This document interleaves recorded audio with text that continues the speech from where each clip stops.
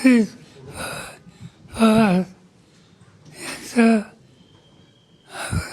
अपघाती मृत्यू हा महाराष्ट्राला एक प्रचंड मोठा धक्का आहे. एक कर्तृत्ववान निर्णय घेण्याची शक्ती ज्यांच्यात आहे अशा व्यक्तीला महाराष्ट्र आज मुकला.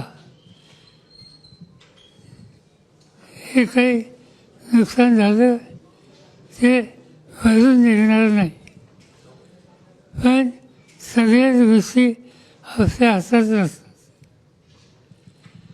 मी आज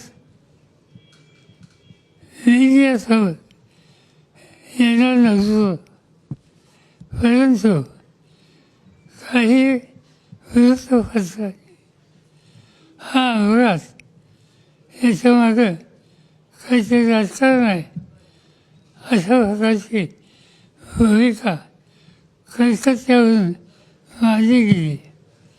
याच्यात राजकारण नाही, हा निव्वळ अपघात आहे. त्याच्या यातना महाराष्ट्राला आम्हा सगळ्यांना सतत बसतात. कृपा करून इथं राजकारण आणू नये एवढं सांगायचं.